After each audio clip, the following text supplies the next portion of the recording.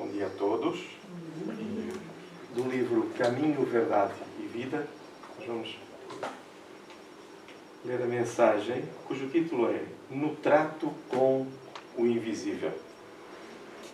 Mensagem de Emmanuel, psicografia de Nosso Chico. E diz: E, chamando-os a si, disse-lhes por parábolas: Como pode Satanás expulsar Satanás? Está no Evangelho de Marcos, no capítulo 3, versículo 23. E Emmanuel comenta assim: Esta passagem do Evangelho é sumamente esclarecedora para os companheiros da atualidade que nas tarefas do espiritismo cristão se esforçam por auxiliar desencarnados infelizes a se equilibrarem no caminho redentor. Ninguém aguarde êxito imediato ao procurar amparar os que se perderam na desorientação. É impossível dispensar a colaboração do tempo para que se esclareçam as personagens das tragédias humanas. E, segundo sabemos, nem mesmo os apóstolos conseguiram de pronto convencer as entidades perturbadas quanto ao realismo de sua perigosa situação. Todavia, sem atitudes esterilizantes, muito pode fazer o discípulo no setor dessas atividades. Na atualidade, companheiros devotados ao serviço ainda sofrem a perseguição dos adversários da luz, que lhes atribuem sombrio pacto com poderes perversos. O sectarismo religioso denomina-os sequazes de Satanás, impondo-lhes torturas e humilhações. No entanto, as mesmas objurgatórias e recriminações descabidas foram atiradas ao Mestre Divino pelo sacerdócio organizado de seu tempo, atendendo aos enfermos e obsidiados, entregues a destrutivas forças. Recebeu Jesus o título de feiticeiro, filho de Beelzebul.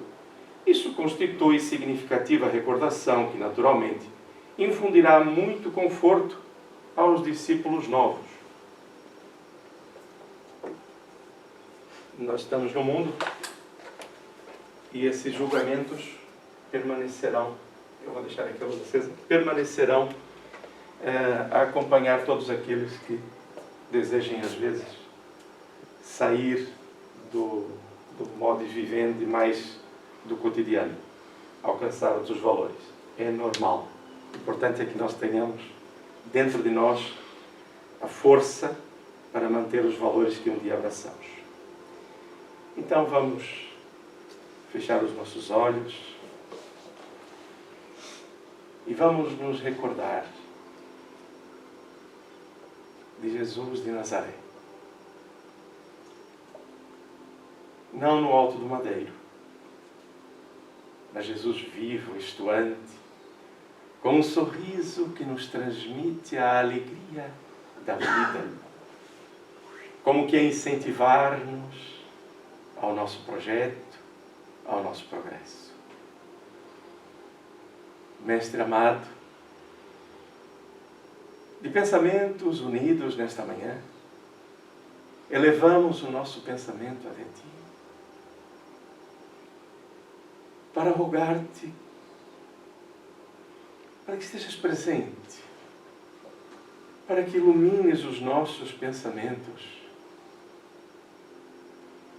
Lembramos-nos, Jesus, que Tu nos disseste que onde 2 ou mais estivessem reunidos em Teu nome, Tu ali estarias. E como esse é o motivo do nosso encontro nesta manhã, esta certeza para nós é bem patente. E desejamos que esta Tua presença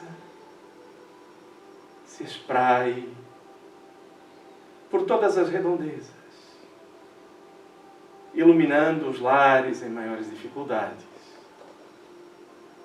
que aquilo que de bom produzirmos em emoções nesta manhã beneficie outros irmãos nos dois planos da vida. E assim daremos como muito bem aproveitada esta manhã. E desejamos também levar subsídios para a nossa vida. E subsídios que estão estruturados no exemplo que nos deixaste. Do comportamento a seguir diante das dificuldades que se apresentam. Do amor irrestrito ao Pai e de amar os nossos semelhantes como a nós mesmos. Tu nos ensinaste e exemplificaste, Jesus. Então permanece conosco. Este é o desejo de todos nós nesta iluminada manhã para as nossas vidas. Que assim seja, Mestre amado.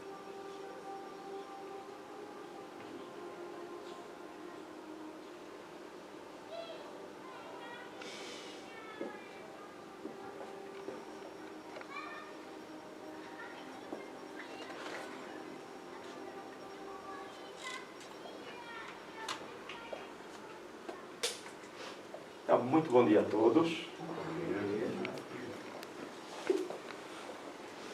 Nós hoje vamos estudar em conjunto uma lição. Não estava no programa, propriamente. Hoje seria dia de seminário, para quem acompanhou ali o nosso programa de estudos. Entretanto, dado o momento, não nos é conveniente de todo ficarmos aqui 2 horas. Então nós alteramos esse processo. E o tema é livre. E nós escolhemos o tema de hoje, porque ele faz parte dos nossos estudos gerais dos grupos aqui da casa. E este tema suscitou muito interesse e algumas dúvidas, mesmo algumas chamadas a posteriori, para falar da importância deste tema. Daí nós o colocarmos aqui hoje, não para ter mais um conhecimento. É necessário mesmo que nós interiorizemos estes conceitos para que sejamos nós mesmos na vida, sem fugas, sem necessidade de estar a afugentar as emoções que batem à nossa porta. Se nós temos emoções, é porque dentro das leis divinas, porque é por isso que se diz que nós fomos criados à imagem e semelhança de Deus, não é na parte física, é na estrutura do ser. Então, uma das nossas características é termos emoções. Uma das nossas dificuldades no progresso é justamente ter as emoções e não aceitá-las. Não ir de encontro à sua chegada, acolhê-las, percebê-las e depois alterar aquilo que seja necessário alterar ou até promover a sua sustentação dependendo das emoções. Este é um processo de vida, de despertamento. Não há para nós, qualquer um de nós, é uma fuga possível. Porque nós vamos fechar a porta e amanhã estará a bater novamente a porta até que nós as resolvamos. Depois nós temos conceitos sobre emoções muito bem vincadas e marcadas, muito bem, não estou a dizer que é positivo, muito bem marcadas, em que nós temos estereotipos em que nos diz que isto é certo e aquilo é errado. Quando nós colocamos o nosso prazer no mundo como uma necessidade de vitória, de sermos os maiores, tudo tem que estar certo, porque nós somos bons. É assim que nós pensamos. E nem Jesus quis esse epíteto de bom. Jesus até nos diz claramente, não. Bom é o Pai. E quando nós achamos que somos bons, nós percebemos que no nosso íntimo, porque aí não há fuga possível, há questões a serem resolvidas. Mas para o mundo nós somos bons. Daí uma luta constante de querer parecer uma coisa que às vezes ainda não somos.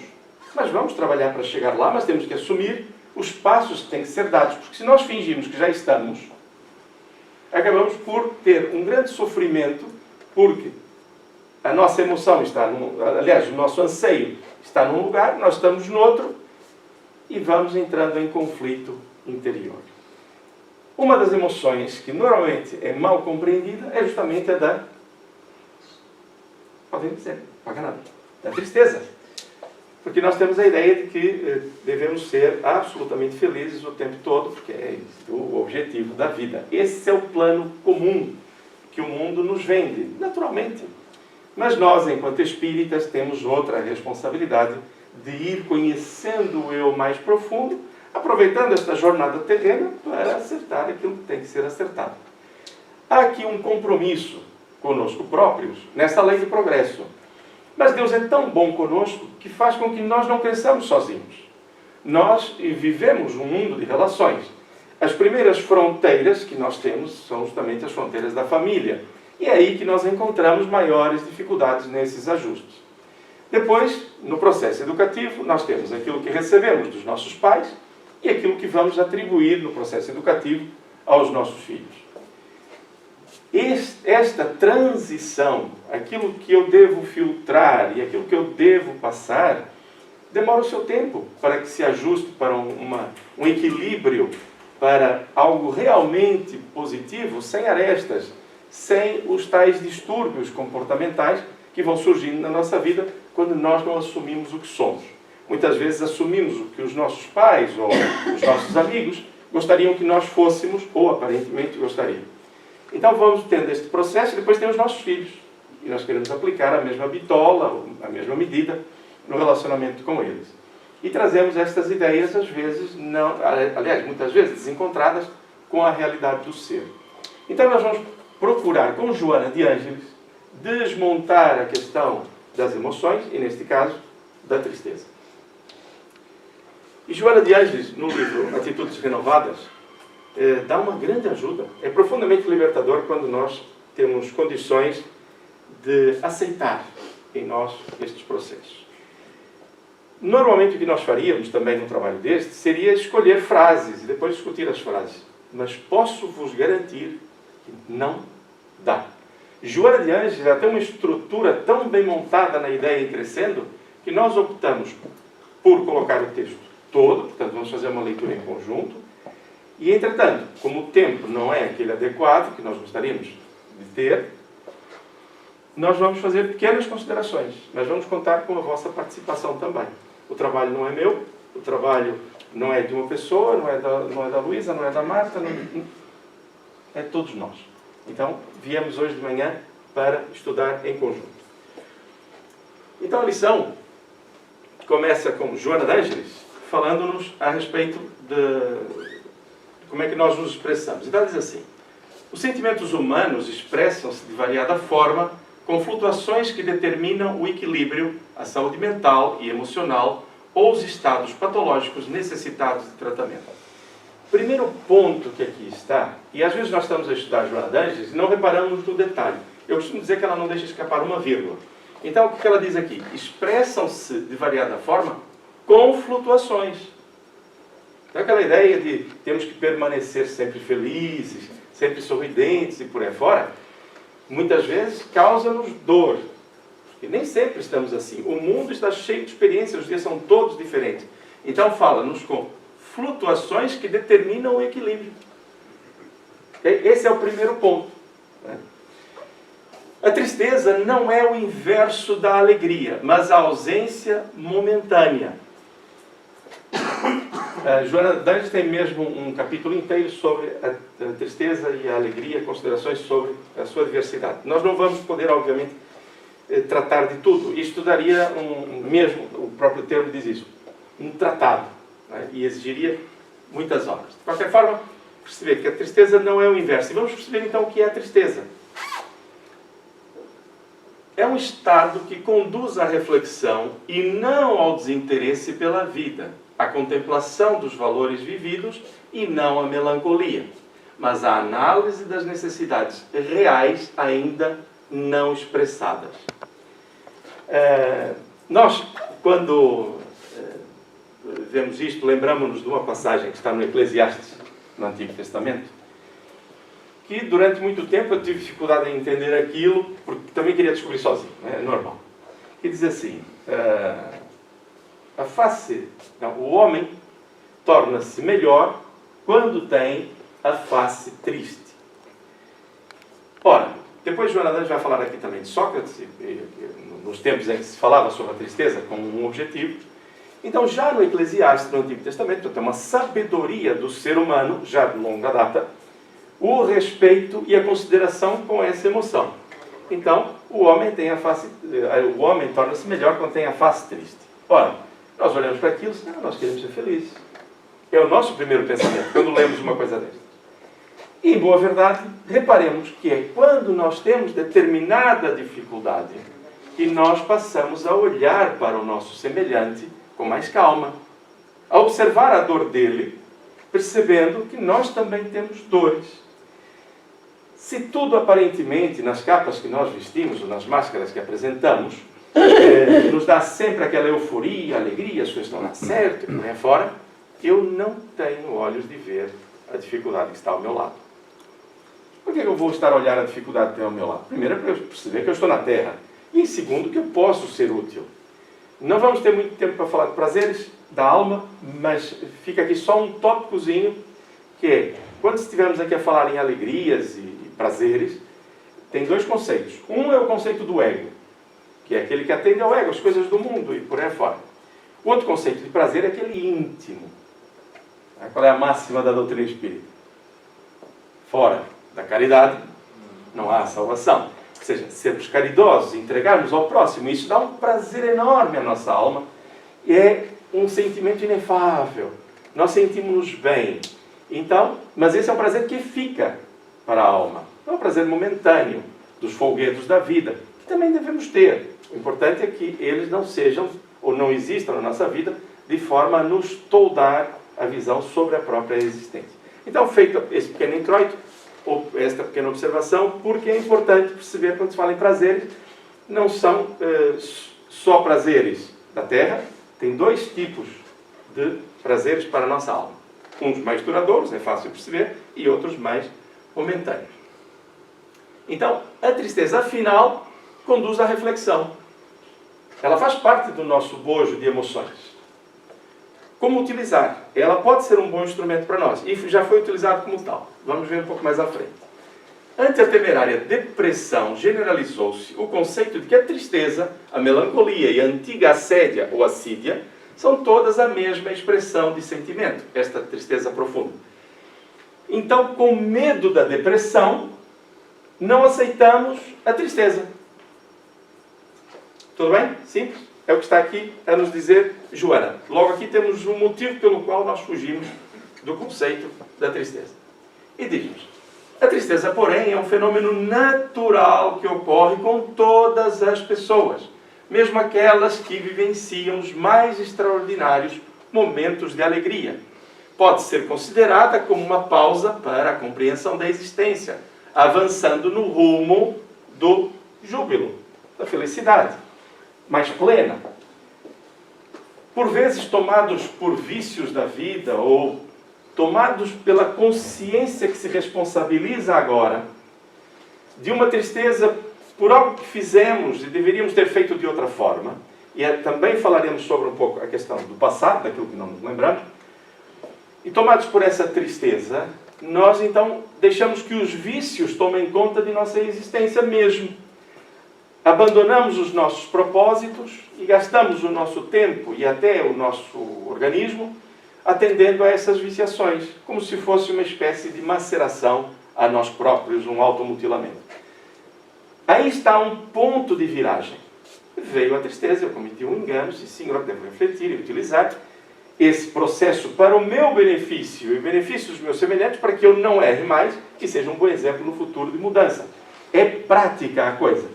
Mas nós, como não podemos errar, atenção que está na nossa mente, não podemos errar, não podemos ficar tristes, não podemos nos apresentar para o mundo como derrotados, então entramos num processo de interiorização, não é o termo correto, é ensimismamento, ou seja, entramos no nosso eu e ficamos ali nos defendendo do mundo e mostrando uma face que não é a real do nosso interior. Aí começa uma luta muito difícil, porque nos fragilizamos diante do mundo e temos outra luta para combater. Então não saímos, queremos enfrentá-la sozinhos e acabamos por ter muita dificuldade em sair do processo. Reparem que a questão é de aceitação. Tudo bem até aqui? Vou fazer uma pergunta a meio do caminho. Quem está a vir à casa pela primeira vez? Já frequentou alguma casa espírita? Estamos a falar de coisas naturais, normais?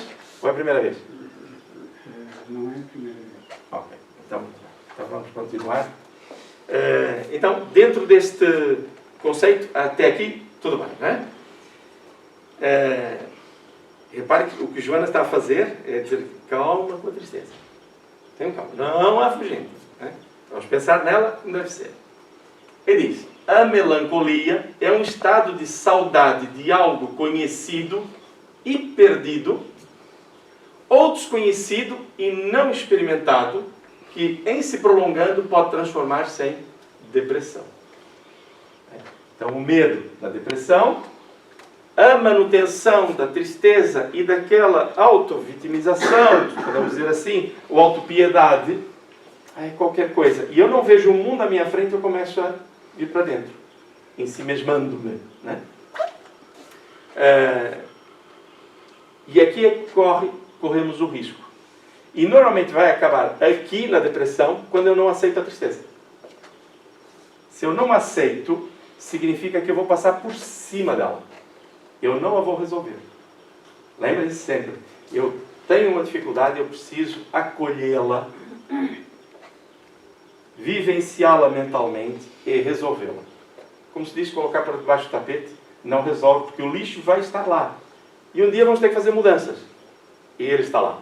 Então é extremamente interessante esse exercício na nossa vida. Okay? Então, sendo um estado de saudade de algo conhecido e perdido. Podemos ter tido uma experiência, tínhamos algo, perdemos, temos uma saudade. Ou até mesmo desconhecido e não experimentado. O anseio. Eu gostaria de ter, mas não tenho. Então eu sofro por uma coisa que não tenho. Né? E eu costumo brincar e falar mais ou menos sério, né? Que a vida não dá para perder tempo com coisas que não temos. Trabalhar e fazer coisas para obtermos a nossa melhoria e até materialmente para quem quiser, não há problema nenhum. Nós estamos no mundo, ninguém foge do mundo. Né? Mas aqui também poderíamos lembrar de coisas do passado de outras existências que estão na nossa memória arquivada, nunca esquecida, arquivada, e que volta e meia essas emoções estão lá, vêm ao de cima. Aquelas memórias de tempos que o glamour fazia parte da nossa existência, mas podem ter sido experiências que, apesar do glamour, podem nos ter prejudicado depois na ação concreta daqueles processos reencarnatórios. Então, nós vivemos ainda, às vezes mentalmente, expectativas de estarmos no alto, no glamour da vida. Mas são memórias que estão arquivadas. Temos que viver o dia de hoje. Enquanto a tristeza convida à viagem interior, propondo avaliação de comportamento e consideração de valores aceitos, a melancolia normalmente é resultado de algum tipo de perda, incluindo-se a desencarnação de algum ser querido. Já repare que já passou da tristeza para a melancolia, ou seja, aqui um processo um pouco mais demorado, mais profundo. Nós, enquanto espíritas, às vezes pensamos assim, não, eu não posso sofrer pela morte de alguém, pelo desencarne de alguém, porque eu sou espírita. Eu posso sofrer, sim, a saudade. Eu vou usar uma figura que às vezes é um bocadinho triste, mas marca a nossa realidade. Quem viveu 10, 20, 30, 40 anos ao lado de alguém que ama, e a pessoa desencarna, não é fácil, há uma ausência. Não é nada fácil. E aí nós, não chore. Chore se tiver que chorar. Não sinta saudade, sinta saudade. Que é sinal que a coisa é boa. Né? E aí é a nossa alegria. Mas que a saudade seja saudável. Que não nos entristeça, mas que nos lembremos das coisas boas. E vai haver momentos em que vamos sentir aquele vazio. É normal. Faz parte das nossas emoções. Agora, manter o estado de alma aí, isto sim pode se tornar patológico. Porque eu não estarei a olhar aqueles que continuam conosco na vida. Eu não terei o olhar de luz e de alegria para aquele que partiu, porque, em boa verdade, ele está vivo. e permitam-me dizer, está mais vivo do que nós. É interessante quando nós estamos a orar e a pedir por aqueles que partiram para a espiritualidade, como se aquilo fosse um drama ter partido para a espiritualidade. Não, eles estão vivos. Nós é que estamos adormecidos para a realidade espiritual. Mas é bom também que isso aconteça, porque senão alguns de nós queríamos ir mais cedo. E não é conveniente, porque depois a nossa consciência cobra todo o projeto que nós abraçamos e que muitos abraçaram em nosso favor nesta reencarnação e em qualquer outra. Okay? Então, sim senhor, não há problema nenhum. E cada um gere as suas emoções com a estrutura que tem. Precisamos respeitar isto. A nossa dificuldade, muitas vezes, é não perceber. Quando Jesus, na sua enorme sabedoria, nos disse coisas profundas, de forma tão simples, quando Ele nos diz que, para nós, conseguimos ver um cisco no olho do outro e não vemos a trave no nosso, é justamente neste processo em que nós estamos a aplicar os nossos valores, os nossos conceitos para as emoções do próximo. Mas o próximo tem as suas estruturas e eu tenho as minhas. Então, se o outro fica mais triste, se o outro fica mais feliz, se chora mais, chora menos, eu devo respeitar. O que não significa conivência. Se alguém está doente, precisando de ajuda, ajudemos. Mas se a pessoa está no seu momento de emoções, quem somos nós para coartar, para impedir o processo? É muito comum nós estarmos com amigos e, às vezes, no momento tão tristes e querem chorar, o que é que a gente diz logo? Não chore, não faça isso. Erro. Erro crasso. Chore, não tem problema nenhum. Que esse choro não seja algo contínuo, que demonstre um processo de melancolia constante. Não, mas é preciso. Certa feita numa reunião espiritual, um amigo de espiritualidade disse para uma paciente: chore, minha filha, chore, porque as lágrimas são a consubstanciação das suas emoções de gratidão nesta hora. Pode ser de gratidão, também pode ser de tristeza. Então aquilo fixou. Ou seja, consubstanciação é a materialização da sensibilidade da pessoa. Então, não devemos, ou pelo menos fazer o esforço para não nos colocarmos no lugar do outro nesse sentido, que é, não chore. Se calhar o choro está a incomodar a mim, e não a pessoa. Então nós queremos ajudar, e nem sempre o fazemos da melhor forma, não respeitando o momento de cada um.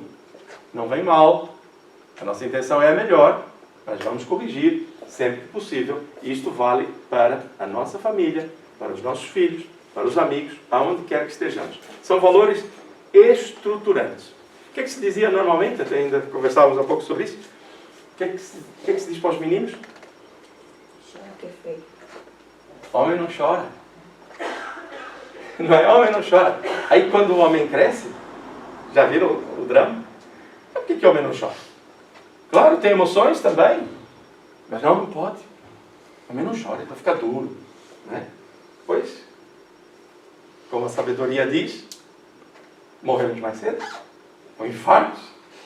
Temos emoções, mas estão ali guardadas. Então vejam a importância de nos conhecermos, nos aceitarmos e não sermos coniventes com os nossos erros, é uma coisa diferente. Aceitar para mudar o que tem que ser mudado e reforçar aquilo que está bem. É interessantíssimo. E eu espero que neste nosso encontro, acima de tudo, nós consigamos fixar estes conceitos que Joana nos traz. Então, incluindo-se a desencarnação de algum irmão nosso, sem dúvida. No início é natural que ocorra. Não é? No entanto, em se prolongando por algumas semanas, converte-se em transtorno depressivo, que necessita de competente tratamento.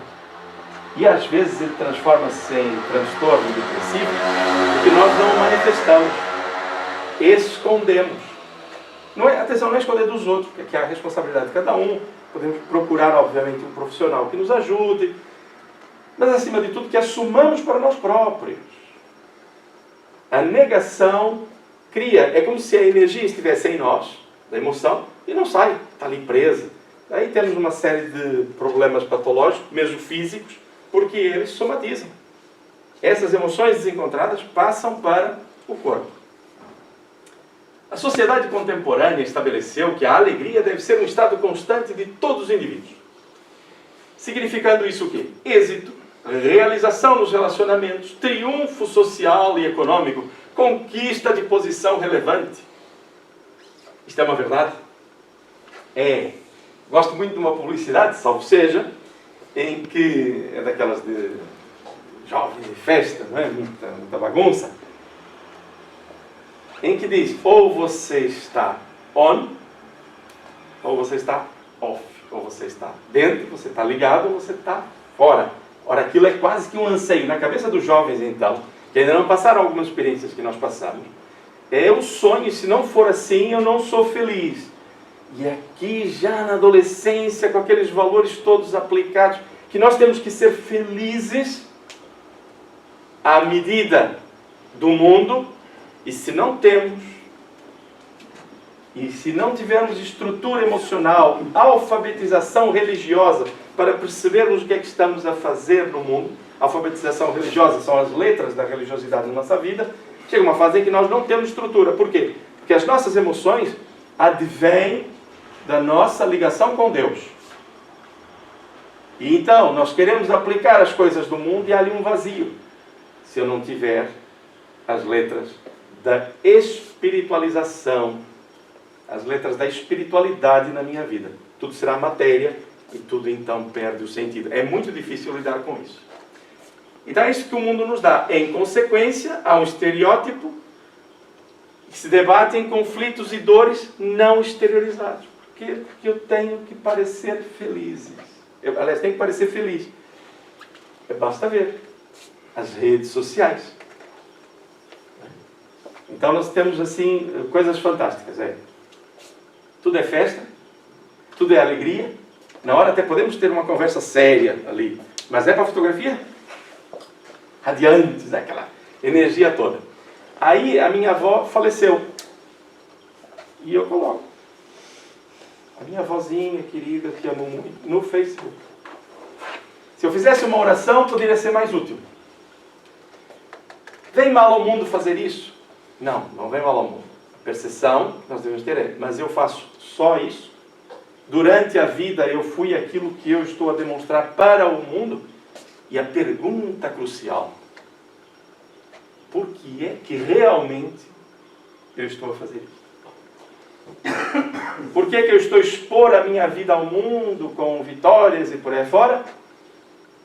Qual é o real motivo? Normalmente quem tem segurança naquilo que faz na vida não precisa estar a espalhar aos 7 ventos. Então são reflexões. Por que é que eu faço?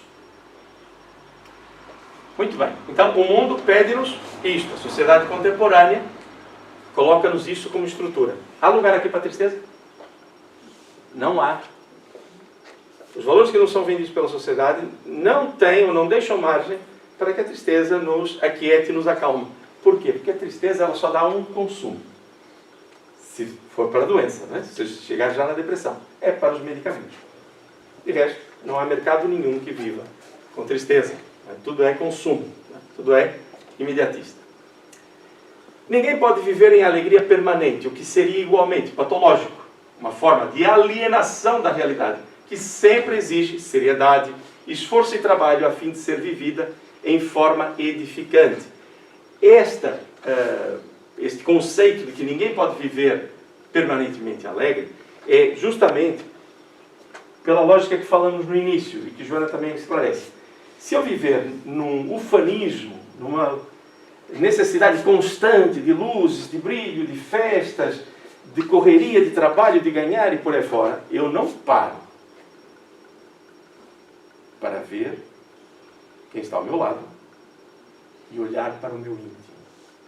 Porque eu estou numa busca constante para ter coisas, para agradar, para resolver o problema dos outros e não paro para olhar para o meu íntimo. Não desacelero. Então é importante essa desaceleração. E vamos ver, Joana mais à frente, vai nos falar sobre algumas formas de utilizar a tristeza que já são históricas até, né? A frivolidade apresenta-se quase sempre em alegria leviana e irresponsável, porque desvia a pessoa das responsabilidades que lhe dizem respeito, responsabilidades do ser mais íntimo, flutuando na indiferença entre os deveres e os prazeres, porque nós queremos só prazeres, a vida é muito curta, é o que dizem, né? Não se pode nem se deve afivelar a máscara da alegria televisiva na face, demonstrando um júbilo que não é real, porque o próprio organismo, a cada momento, passa por alterações que modificam o humor, convidam ao silêncio, à reflexão, ao refazimento de atitudes. Volta e meia, quando chegam as doenças, nós o problema é a doença. Não, a doença não é problema, é um alerta para a nossa vida. Nós aplicamos tanta importância ao corpo que passamos a adorar ou venerar o corpo em detrimento do espírito. O corpo é para ser respeitado, utilizado de forma coerente dentro de um processo reencarnatório. É um instrumento, não é um fim em si mesmo. E este engano é que nos traz muitas dificuldades de nos relacionarmos com o nosso íntimo, com a nossa vida. Por quê? Porque, em boa verdade, nós sabemos isto. Todos nós sabemos, no nosso íntimo, que o corpo é só um instrumento.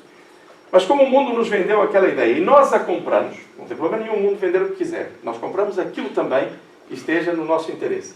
Compramos a ideia de que a saúde em primeiro lugar. A frase é perfeita. A saúde em primeiro lugar.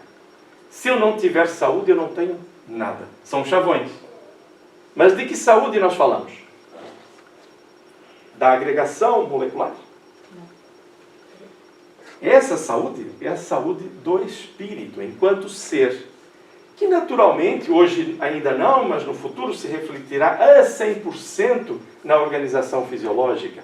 E hoje não se reflete a 100% por quê? Eu diria que é 99,9%. Mas nós temos fatores exógenos, nós temos o mundo, nós temos a poluição, temos uma série de elementos que constituem bombardeamentos ao nosso corpo físico no dia a dia. Agora, numa região de maior magnetismo, pode ter maior dificuldade com doenças na área do cancro. Pode acontecer. Né? Ninguém está isento. Por quê? Porque estamos no mundo, gente. Os espíritos dizem que nós temos, está no livro dos espíritos, que nós damos muita importância ainda ao corpo quando fazemos as nossas relações, os nossos pensamentos com as leis divinas. Ainda valorizamos o corpo de forma equivocada. Ele é um instrumento. Não é o mote da nossa existência. Okay? Tudo bem? Não se pode, então, nem... Já lemos isto, mas não se pode, nem se deve afivelar a máscara da alegria televisiva na face. Okay? Isto já está assumido, não é? Como um conceito para nós, enquanto espíritas, que nós temos que ser naturais. Nós mesmos. A coisa está bem? Está bem. Tem coisas para resolver. Vamos resolvê-las. Okay? Este convite, né, que Joana faz, nós podemos estar muito felizes, né? Mas se tivermos um problema de saúde, eu posso continuar feliz? Posso continuar feliz. Mas pode vir um abatimento, aí eu tenho que refletir nisto. Pode, perfeitamente. O meu ser mais íntimo é feliz. Mas momentaneamente, lembra-nos no início, está sem aquela alegria, ou pelo menos parou para refletir. Quanto mais tempo eu me demorar na tristeza, menos vou fazer. Portanto, assumo, estou triste, mas volto à ação assim que possível e o mais rápido possível. Mas não tenhamos medo de sentir tristeza. Ok? Ou seja, respeitemos-nos. Quando se tem a preocupação de exteriorizar a alegria contínua, tal fenômeno caracteriza insegurança. Portanto, interesse de teatralizar as emoções. Por isso que a gente diz que nas redes sociais é o pão nosso de cada dia. Voltamos a dizer como é e qual é o motivo, melhor dizendo, qual é o motivo pelo qual eu faço. Se for para teatralizar, então mais vale serenar um pouquinho e pensar na própria vida. É normal a tristeza e algumas vezes benéfica, pois que faculta um mecanismo de retrocedimento mental para revisão e análise em torno de acontecimentos e vivências que necessitam ser consideradas. todo o mote da lição é esta. Ela acabou de fazer referência. Parar, refletir, interiorizar, novas atitudes, novos valores, errei aqui, errei acolá e avanço. Pode acontecer igualmente que de um instante para outro perceba-se que aquilo que se está fazendo não é exatamente o que se gostaria de realizar, abrindo espaço para uma certa tristeza que irá contribuir para refazer experiências e viver-se conforme os novos padrões emocionais. Se eu quiser, não, eu fiz isto, agora tenho que continuar até o fim, o que é que vão pensar? Eu não sei, não, para, reflete. Quem é que vai dividir a nossa consciência quando nós chegamos à espiritualidade depois de uma vida determinada, desencarnamos? Quem é que vai estar conosco e com Deus? Não contem para ninguém. Não tem ninguém. Somos nós e a nossa consciência. Teremos sempre amigos e benfeitores que nos auxiliarão ao reequilíbrio. Mas cá dentro, somos só nós. É individual esse processo de ligação com Deus, porque a consciência é una e individual. Então, não viver as coisas para que o mundo fique agradável, mas para que a nossa alma se equilibre, o nosso ser esteja equilibrado dentro dos valores que abraça. Então, a felicidade expressa-se no conjunto tristeza-alegria, na condição de ponte que une distâncias aparentemente opostas. Dentro desse conceito, o Espírito Delfina, no Evangelho, fala sobre a desgraça real. E ela tem lá uma parte em que ela diz mais ou menos assim, eu não digo ipsi verbis, porque, então, olha, até as traduções são diferentes, portanto, podemos ter esta liberdade, em que ela diz assim, vou-vos apresentar a real desgraça, aquela em que a alma ri, se felicita, faz festas, e no final ela explica essa frase. Todas aquelas nossas festanças que maculam ou que diminuem a nossa consciência sobre a realidade. Então a tristeza, no modo positivo do processo, faz-nos parar e refletir. E nós queremos as alegrias do mundo, muito rápidas e por aí fora, e esquecemos-nos que elas devem existir, sim, mas não nos devem toldar os valores.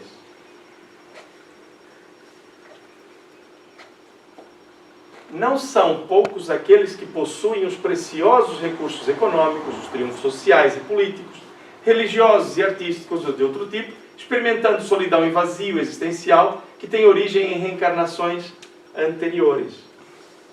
Temos tudo e sentimos-nos vazios. E agora vamos ter aqui alguns exemplos muito interessantes.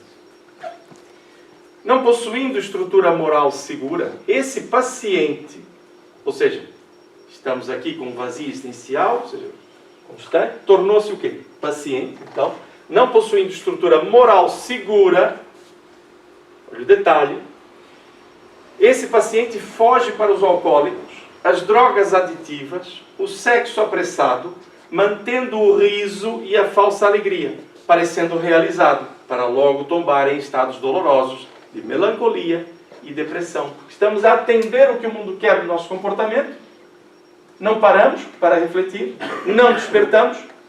Eu fico muito feliz com uma coisa. Hoje é 25 de julho ou 26? 26? Nós tomamos uma decisão. Nós telefonamos, marcamos um lugar e viemos a uma casa espírita. E isto é maravilhoso. Porque outrora, mesmo nesta encarnação e em outras, a nossa preocupação seria outra. O nosso direcionamento emocional seria outro. Mas não, nós viemos à casa espírita. Por que viemos? Viemos para cumprir, como fazíamos outrora, nas diversas religiões que abraçamos. Outrora, não digo nesta encarnação, pode ser encarnação ou em outras. Não, nós viemos para crescer, para aprender em conjunto, equilibrarmos. Mas para quê? Para nós próprios? Não. Para nós próprios, somado à necessidade de ajudar os nossos semelhantes. Então, nós já estamos a despertar para esses valores da espiritualidade, para essa estrutura moral. Eu só não digo uma coisa. que nós hoje estamos preparados para vencer as diversas tentações e ostentações que o mundo nos oferece. E alguns, não, eu já não ligo. Estou ótimo, já tenho outros valores. É um grande risco pensar assim. Lembram-se, nem Jesus quis aqui ter tudo de bom. E eu, para fazer uma reflexão em que me assegure que esse pensamento de que nada em mim ainda está consolidado, que é um exercício que todos devemos fazer, nada em mim está consolidado, porque senão as coisas vão bater na nossa porta e nós estamos distraídos e vamos de roldão. Basta pensar o seguinte: se numa futura existência, levando o arquivamento dessas experiências mais recentes, desta encarnação, por exemplo, em que procuramos as luzes da espiritualidade, do respeito pelo próximo para a nossa vida, elas estarão arquivadas. Quer as experiências, os valores estarão em nós, mas as experiências estarão arquivadas. Agora imagine que nós nascemos no seio familiar mais difícil, em que a condução dos pais nos leve a desmandos, ou numa sociedade que impinge a sua, entre aspas, idade média, e nós, hipnotizados muitas vezes por valores calcados desde a infância, odiando este ou aquele outro povo, desrespeitando a figura feminina, muitas vezes.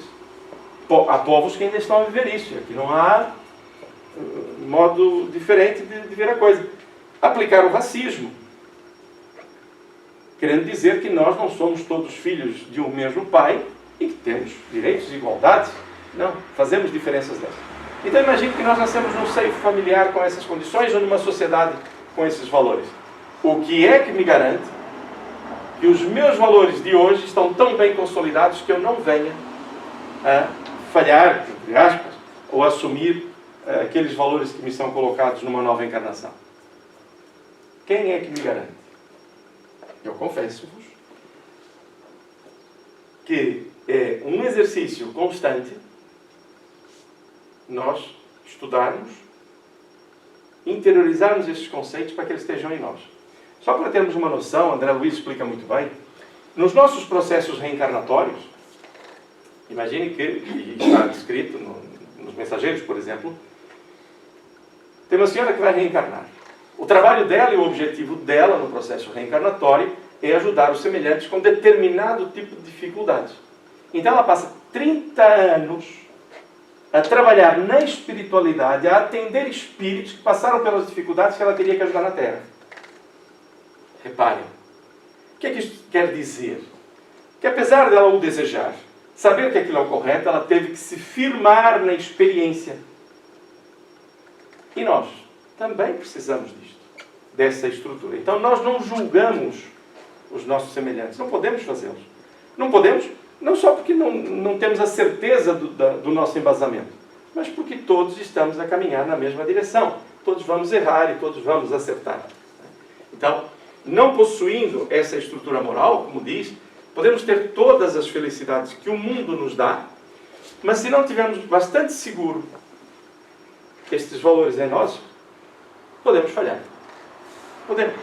Não tenhamos a menor dúvida disso. Aqui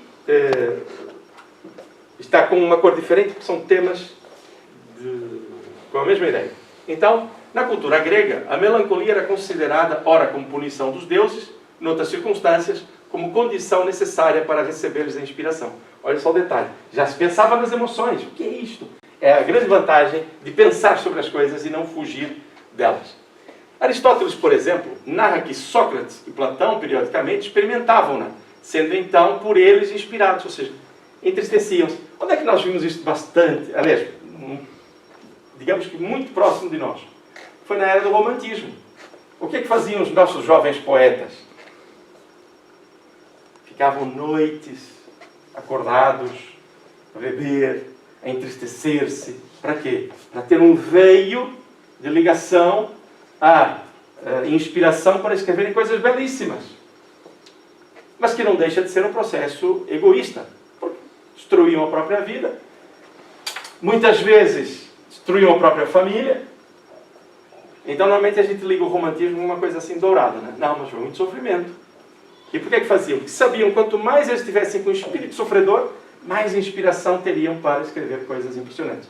Nós temos uma figura na nossa história que eu admiro imenso pela sua grande arte, e é uma pessoa que merece um estudo de reflexão, tinha um poder emocional tão grande que conseguia colocar nas letras emoções que a gente, nossa, que força, como é que se consegue sentir desta forma?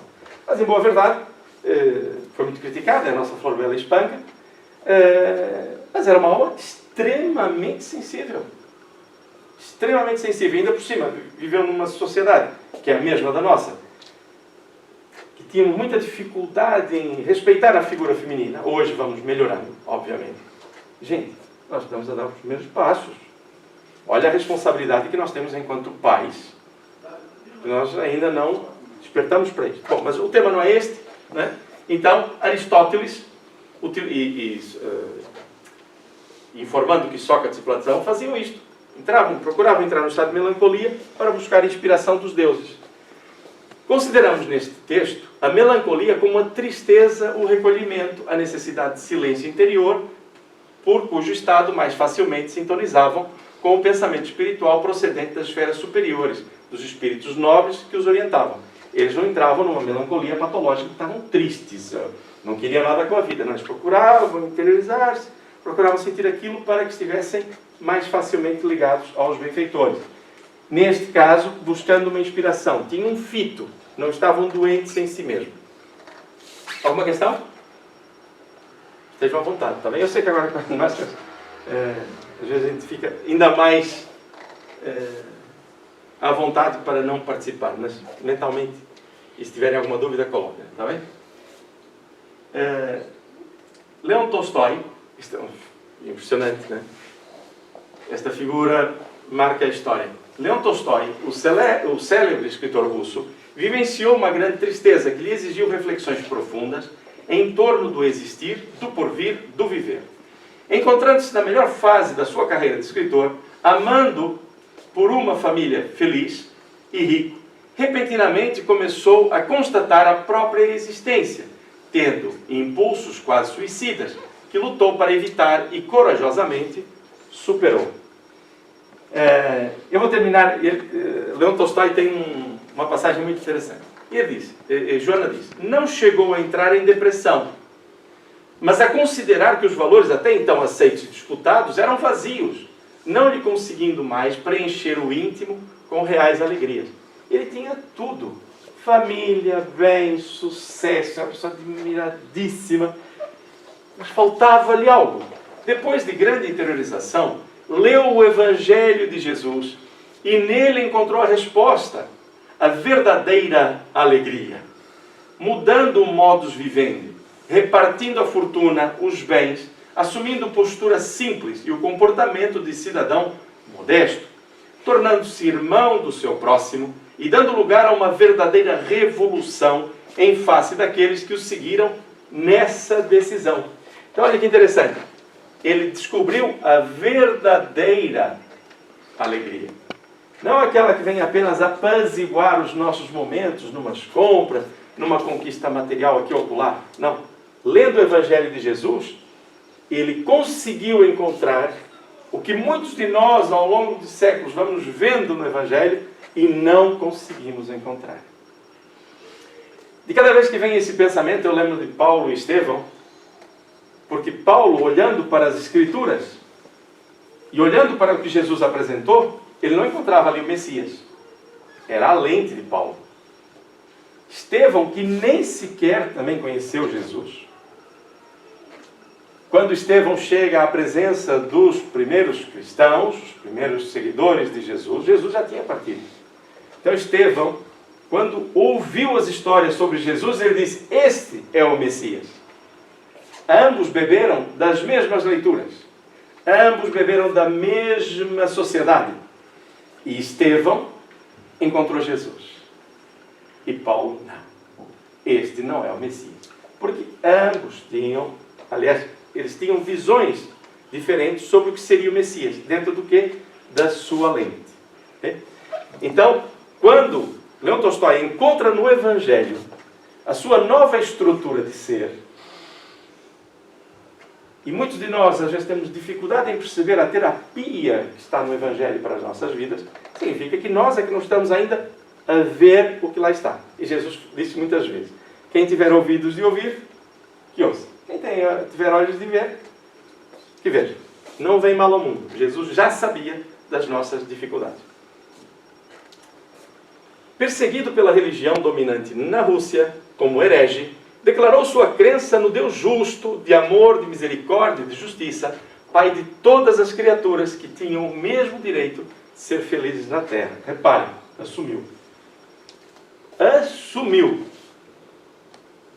E às vezes na vida nós temos dificuldade em fazê-lo. Tudo bem, é o nosso momento. É preciso saber que há outras formas, não é? Quando o espírito, que tem sede de paz e de plenitude, descobre que está engessado nos compromissos sociais, atrelando ao relógio que lhe comanda todos os momentos, obrigado a comportar-se de maneira padronizada, livre, mas escravo das imposições, dos multiplicadores de opinião da média mercantilizada, mais interessada nos mecanismos do consumo do que na criatura em si mesma, desperta desse letargo, dessa ilusão que se permite, experimenta tristeza pelo tempo mal conduzido. Olha aqui a nossa realidade.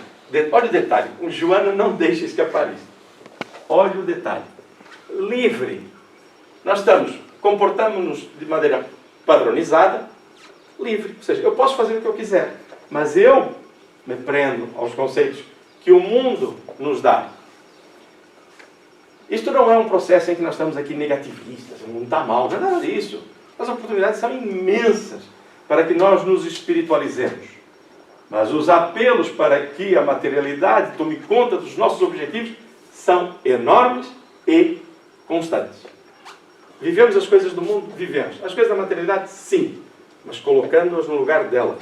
Relativizando as coisas, como também Allan Kardec nos ensina muitas vezes quando fala dos nossos sofrimentos, das nossas relações com a espiritualidade. Trata-se de uma tristeza saudável, aquela que nos faz refletir, enriquecedora, essa que se manifesta não como infelicidade, mas como terapia para o excesso de risos e aparências. Olha aqui a diferença. Está aqui um toque. Não é a auto-vitimização, o mundo não presta, eu não estou triste, eu estou infeliz, são coisas distintas. Não, dá uma tristeza, eu queria que as coisas fossem diferentes. O que é que se passa? Deixe-me refletir. E não afundo na emoção. Estudo-a, vivo-a, dentro do patamar dela. Okay? A preocupação que toma conta da sociedade contemporânea, em parecer, é tão grande que se estabeleceram padrões para a beleza, o comportamento, a alimentação, os relacionamentos, as posturas do triunfo e a conquista dos minutos de holofotes.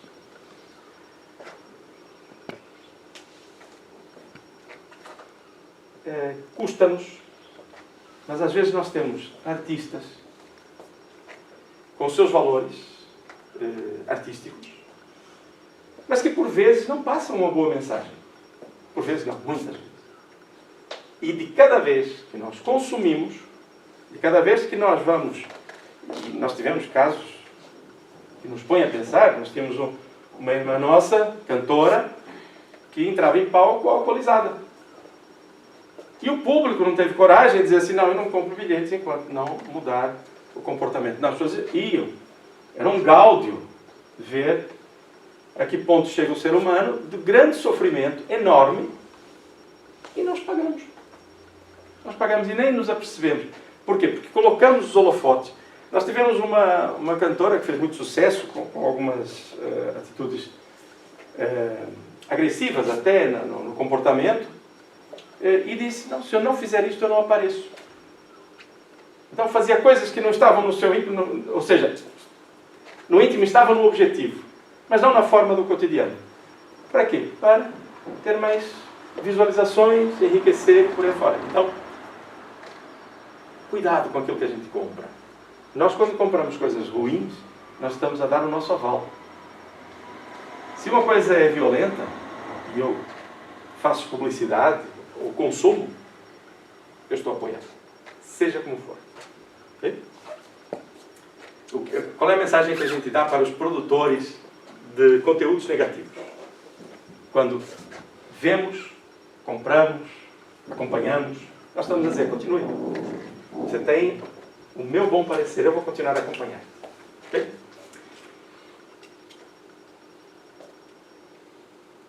A tristeza, portanto, e aqui é importante para nós, né? A tristeza, portanto, tem vez em qualquer comportamento moral, social, religioso, individual, trabalhando o indivíduo para a renovação interior e a conquista de valores mais profundos e significativos do que os existentes e consumidores. Não é só dos consumidores, é que nos consomem. Nada obstante, não se deve cultivar a tristeza como necessária para o discernimento a cada instante ou em toda parte. Ou seja, agora, atenção, depois disto, é isto que não pode acontecer. Não, então, não que você está triste. Eu estou triste, porque eu estou em interiorização. Né? E passa a ser um outro modus operandi no mundo. Não é esta a ideia. Okay? É só para não passar do 880. Né? Então ela faz aqui referência, porque também já nos conhece. Não se deve cultivar a tristeza como necessária. Ela acontece. Mas há momentos em que a coisa está correta. Peraí, deixa-me parar de pensar na vida. Isso são tomadas de decisão poderosas do ser. Fenômeno psicológico transitório. A tristeza é um fenômeno psicológico transitório, para manter. Deve ceder lugar à reflexão, ao despertamento e à valorização dos tesouros morais, culturais e espirituais. A tristeza sem lamentação, sem queixas, sem ressentimentos, é, pois, psicoterapêutica de vez em quando, para a conquista real do equilíbrio, com discernimento do que é lícito e deve ser conquistado. Muitas vezes Jesus chorou de tristeza, contemplando a loucura humana, o seu desequilíbrio, o interesse pelo verdadeiro e a ambição pelo mentiroso. Não é que Jesus estava infeliz, mas ele também não podia ver, não via os nossos desmandos. Ainda bem que eles estão ali com desmandos. Tão tristes que eles são. Isso seria sobranceria? Não. Mas também não pode, ou não se infelicitou, não deixou de ter a sua ligação com Deus, porque nós estávamos a nos portar mal. Há pessoas que dizem, Jesus está triste conosco. Jesus não está triste conosco. Ele preferia que os nossos comportamentos, para o nosso próprio bem, nossas emoções, fossem melhores. Mas há um detalhe, ele também sabe que nós estamos a evoluir. Não vem mal ao mundo. Se nós nascêssemos perfeitos, já estávamos aqui. Então Jesus não está triste conosco. Jesus é feliz. E procura nos ajudar a sair desses estados. E veio ele mesmo, dentro do próprio conceito, e o semeador saiu a semear. Então veio ele mesmo nos mostrar os exemplos. Sorriu também quando choraram aqueles que o foram ver no sepulcro. Então, ressuscitado, como houvera antes, muitas vezes, chorar. Qual foi a alegria de Jesus? Porque viu que as pessoas estavam com ele. Ele não ficou ali, não fique triste, não chore, né? Ele disse, não, dias melhores virão, eu conto convosco. Respeitou. Mergulhou em tristezas em muitas ocasiões, quando, por exemplo, buscou o deserto para meditar, quando, incompreendido pelos exploradores do povo, quando encontrou o templo transformado em mercado de interesses inferiores, quando no Horto das Oliveiras também. A tristeza era-lhe familiar, embora ele houvesse trazido as boas novas de alegrias para a humanidade.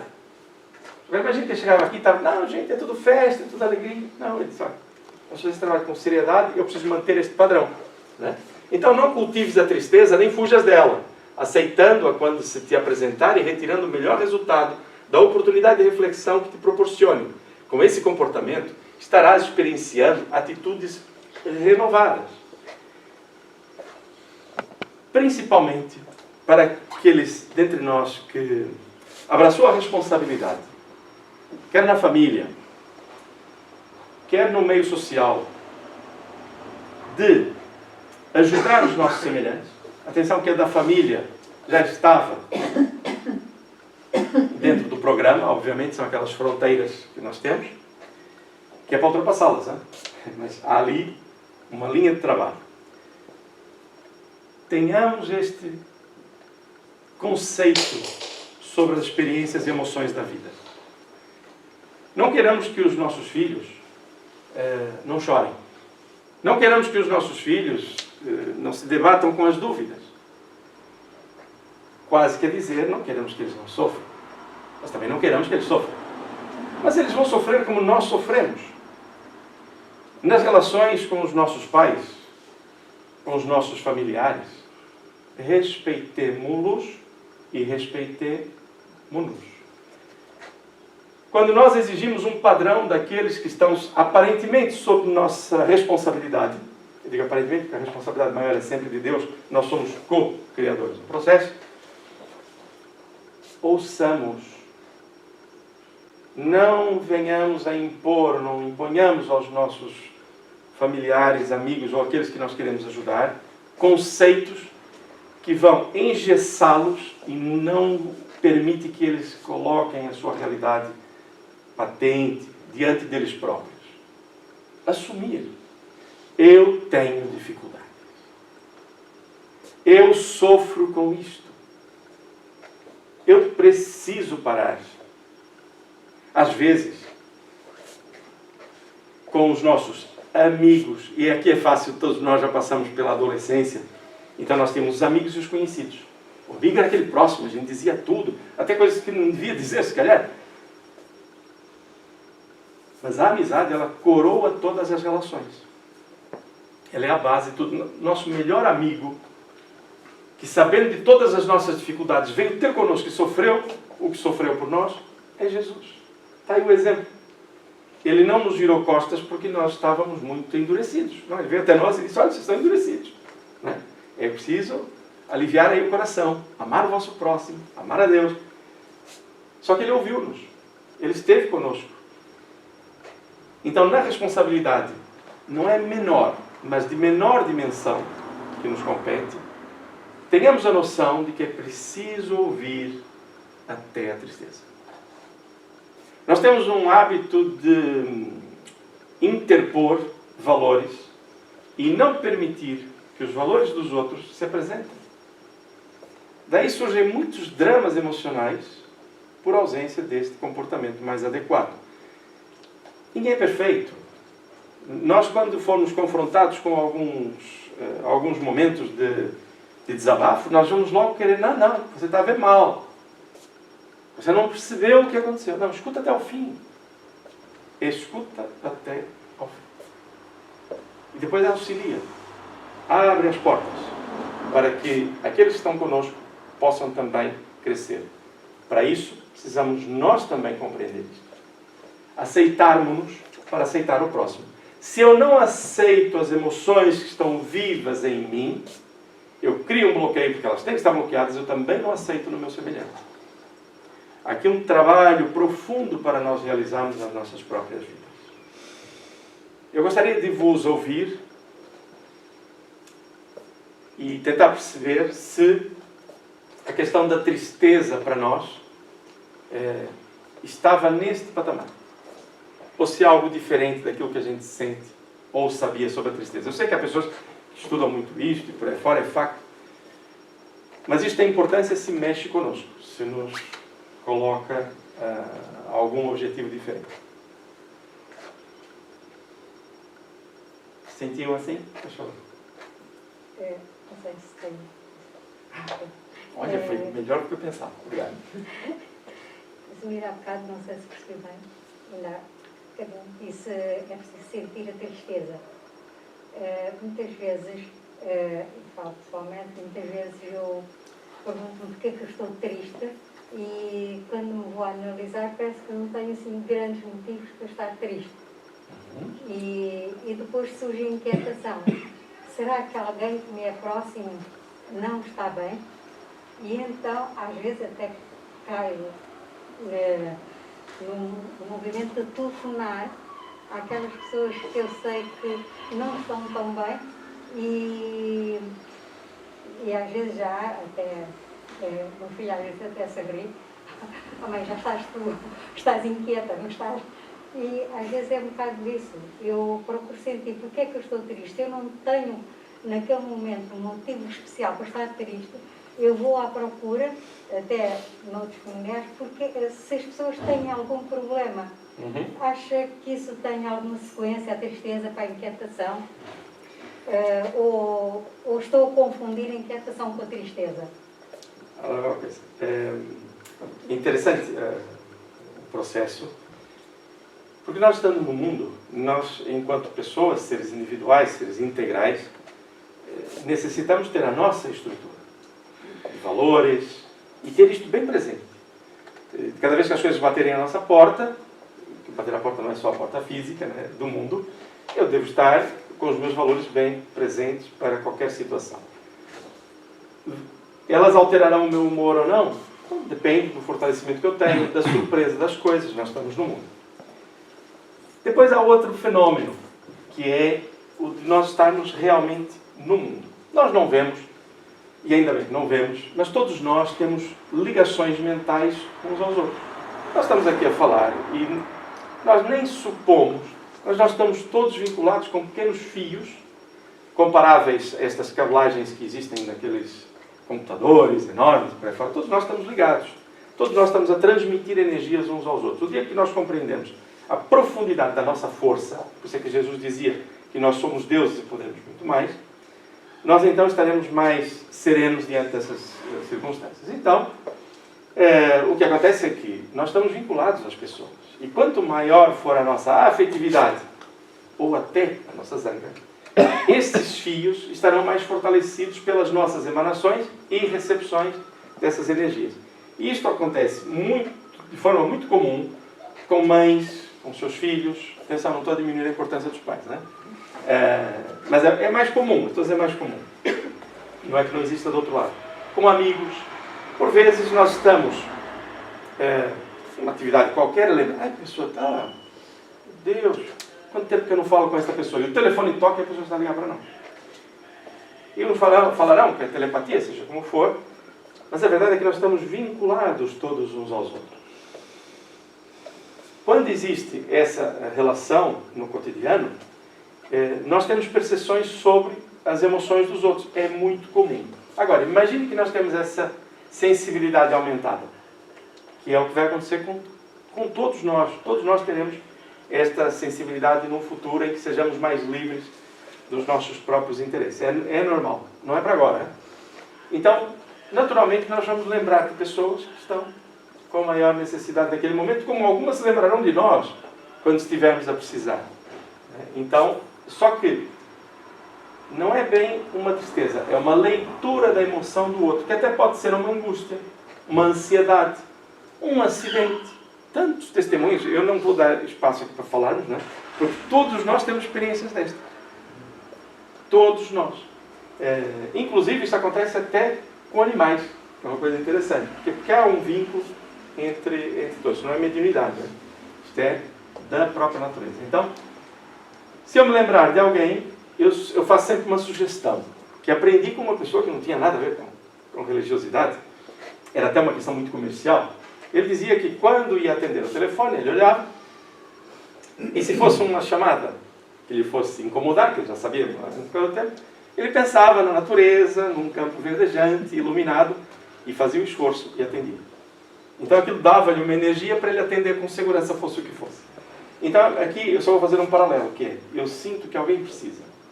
Então, em primeiro lugar, o que eu faço? Oro aos benfeitores, quero ser um instrumento útil e quero auxiliar esta pessoa. E ligo, pode não ser nada, mas eu estou muito bem preparado para alguma dor, alguma dificuldade que a pessoa esteja a passar, e aí eu vou estar bem intuído para dar as palavras corretas, disponibilizar da melhor maneira. Portanto, manter isto sempre como uma atividade proativa. Está bem? Nada de preocupações com isso. E pode ser muita coisa. Mas isso são as ações que nós podemos ter no dia a dia. Então a tristeza merece esse tipo de reflexões. Né? Calma. Não fiquem nervosos, sorriam. Está bem? Sejam à vontade. Muito bem. Então, se não houver nenhuma questão, eu não consigo ter a percepção, naturalmente, de todos, mas tenho a certeza que isto é útil para nós no dia a dia. Não tenho a menor dúvida. Sejamos nós mesmos, com as nossas emoções, assumamos-las todas e seremos muito mais felizes. Mas muito mais felizes. Estruturados na consciência que traz a responsabilidade. E mais responsáveis, cada um de nós, também se torna mais grato pela vida, porque temos um propósito, que é o de servir. Okay? Então, usarem a tristeza no momento adequado, quando ela vier, ser um bom instrumento na nossa vida e não algo para nos diminuir. Eu, com longa data, lembro da ideia de que os erros não nos devem servir como âncora para nos colocar no fundo, mas como mola propulsora para nos lançarmos a novas atitudes. Então vamos renovar as nossas atitudes emocionais, os nossos valores. Se não houver questões, e não há, vamos encerrar. Tá bem? Muito grato pela oportunidade, por vocês terem vindo. Isso só faz sentido, né? Pudermos dividir. Tá bem? Então nós vamos fazer a prece.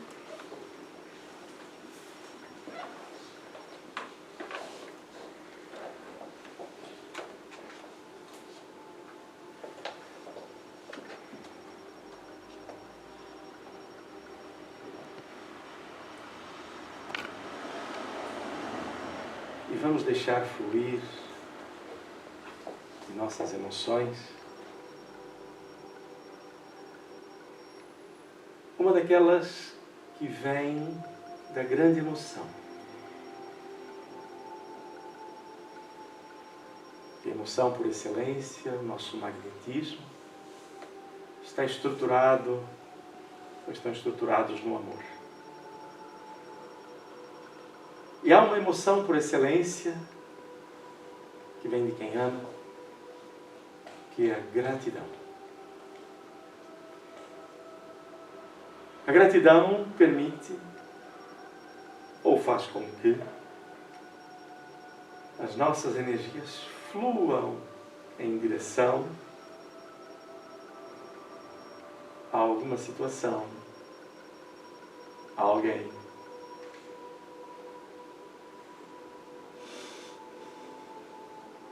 Então, tranquilos e serenos, fechando os nossos olhos nesta hora, apenas para que os nossos sentidos estejam mais despertos para a espiritualização,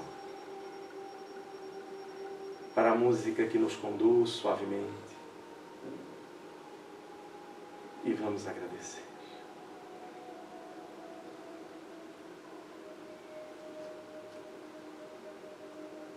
Primeiro, agradecer a imagem que os Evangelhos nos trazem. O meigo e doce Rabi, desejando que nós ouvíssemos a sua mensagem,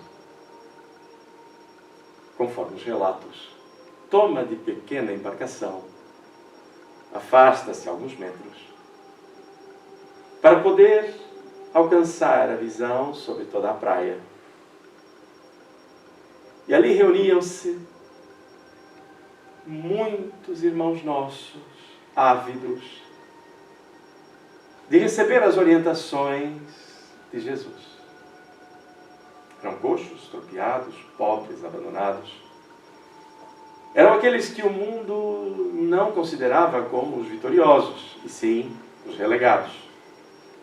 E esses ansiavam muito. Sentiam a necessidade de uma palavra de conforto e uma orientação que lhes marcasse um propósito para a vida.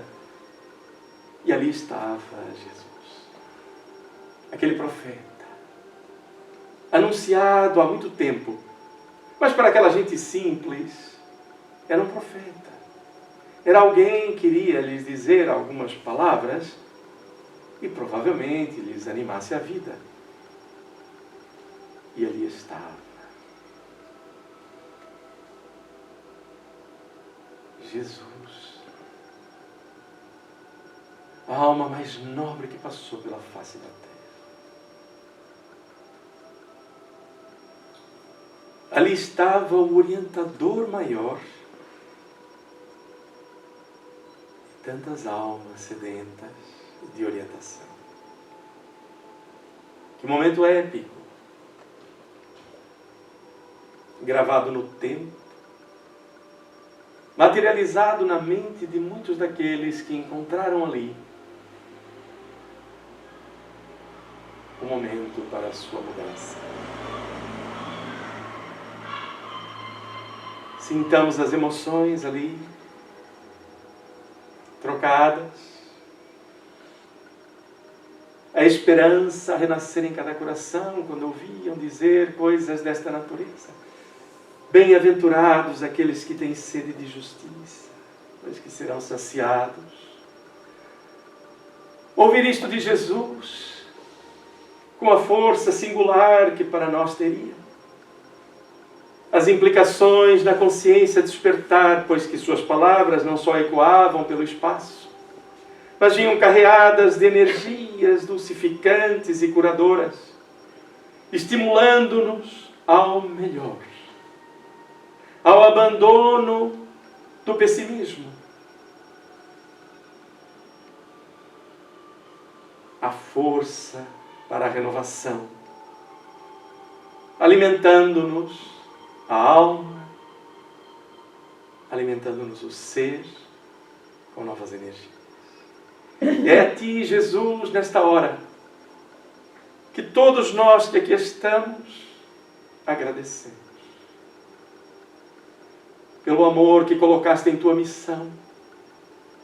E agradecemos por aqueles que replicaram as Tuas mensagens e nos informaram sobre os Teus exemplos ao longo dos séculos.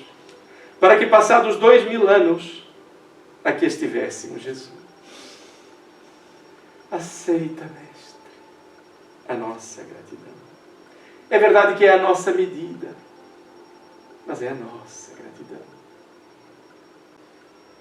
Pedimos-te, Jesus, pelos nossos lares, pelos nossos compromissos nos nossos lares,